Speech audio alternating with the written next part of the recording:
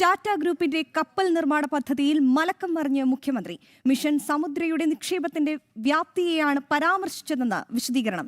ഒരു സ്ഥാപനവുമായി നിക്ഷേപ കരാർ അന്തിമമായി ഉറപ്പിച്ചില്ലെന്നുമാണ് മുഖ്യമന്ത്രിയുടെ ഇപ്പോഴത്തെ വിശദീകരണം. ഈ വാർത്തയുടെ വിവരങ്ങളും എസ് ശാലിനി നൽകും. ശാലിനി, മുഖ്യമന്ത്രി വലിയൊരു തള്ളിയിട്ട് ഇളിഭ്യനായി മാറിയിട്ട് ഇപ്പോൾ അധികം നേരമായില്ല. ഇപ്പോൾ എന്തായാലും വലിയൊരു ഗവൺമെന്റ് ക്യാപ്സ്യൂൾ തന്നെ ഇപ്പോൾ ഇറക്കിയിട്ടുണ്ട്. എന്താണ് മുഖ്യമന്ത്രി പറയുന്നത്?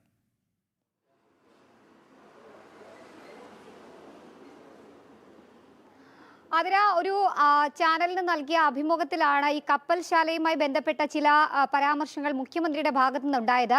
ആ പരാമർശങ്ങൾ മാറ്റി നിർത്തിക്കൊണ്ട് അല്ലെങ്കിൽ അതിലൊരു മറുപടി അല്ലെങ്കിൽ ന്യായീകരണം നടത്തുകയാണ് സർക്കാർ വൃത്തങ്ങൾ, മുഖ്യമന്ത്രിയുടെ ഓഫീസ് എന്നുള്ളതാണ് ഈ ഘട്ടത്തിൽ നമുക്ക് വിലയിരുത്താൻ സാധിക്കുന്നത്. അതായത് കേരളത്തിൽ ഒരു കപ്പൽശാല വരുന്നു, അതിനുവേണ്ടി കോടിക്കണക്കിന് രൂപയുടെ നിക്ഷേപമടക്കം സമാഹരിച്ചു എന്നതടക്കമുള്ള ചില വിശദീകരണങ്ങൾ ഒരു ഇന്റർവ്യൂവിൽ അദ്ദേഹം പറഞ്ഞിരുന്നു. പക്ഷേ അതിപ്പോൾ മിഷൻ സമുദ്രയിലൂടെ സർക്കാർ ലക്ഷ്യമിടുന്നത് സമഗ്ര കപ്പൽ നിർമ്മാണ ഇക്കോസിസ്റ്റമായി കേരളത്തെ മാറ്റുക എന്നാണ് ഇപ്പോൾ വിശദീകരണമായി മുഖ്യമന്ത്രി പറയുന്നത്. മുഖ്യമന്ത്രി അടുത്തിടെ ഒരു TV ചാനലിന് നൽകിയിട്ടുള്ള പ്രതികരണങ്ങൾ, അഭിമുഖത്തിലെ ചില പരാമർശങ്ങൾ തെറ്റായി ചിലർ വ്യാഖ്യാനിച്ചു എന്നുള്ളതാണ് ഇക്കാര്യത്തിൽ ഒരു വിശദീകരണമായി മുഖ്യമന്ത്രിയുടെ ഓഫീസ് പറയുന്നത്.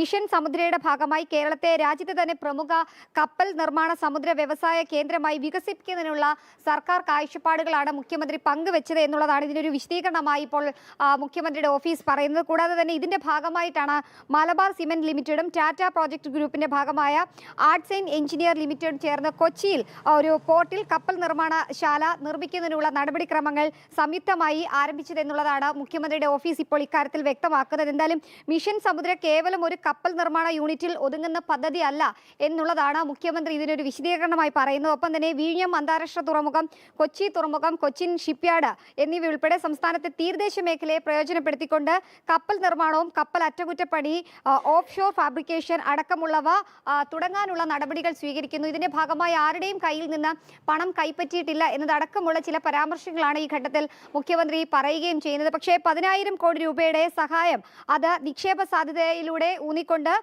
ആകെ നിക്ഷേപത്തിന്റെ വ്യാപ്തി മാത്രമാണ് ചൂണ്ടിക്കാട്ടിയത് എന്നുള്ളൊരു വിശദീകരണമാണ് മുഖ്യമന്ത്രി ഈ ഘട്ടത്തിൽ പറയുന്നത്. കഴിഞ്ഞ മണിക്കൂറുകളിലൊക്കെ തന്നെ ഈ കപ്പൽശാല നിർമ്മാണവുമായി ബന്ധപ്പെട്ടും ടാറ്റ ഗ്രൂപ്പുമായി ബന്ധപ്പെട്ടും ഒക്കെയുള്ള ഈ കരാർ ഒപ്പിടുന്നത് വലിയ രീതിയിൽ വിവാദങ്ങൾ ഉണ്ടാക്കിയിരുന്നു, വലിയ രീതിയിലുള്ള ചർച്ചകൾക്ക് വഴിവെക്കുന്ന ഒരു സാഹചര്യം ഉണ്ടായിരുന്നു. ഈ ഘട്ടത്തിലാണ് ഇപ്പോൾ ഇത്തരത്തിലൊരു വിശദീകരണം ഔദ്യോഗികമായി മുഖ്യമന്ത്രിയുടെ ഓഫീസ് തന്നെ നൽകുന്നത്. ആതിര. ശരി ശാലിനി, അതായത് മുഖ്യമന്ത്രിക്ക് മലക്കം മറിയുകയല്ലാതെ മറ്റു മാർഗങ്ങളില്ല. കാരണം ടാറ്റ ഗ്രൂപ്പ് തന്നെ ഇക്കാര്യത്തിൽ എന്താണ് യാഥാർത്ഥ്യമെന്ന് വ്യക്തമാക്കി വന്ന സ്ഥിതിക്ക് കാര്യം വിശദീകരിക്കാതെ മറ്റു തരമുണ്ടായിരുന്നില്ല.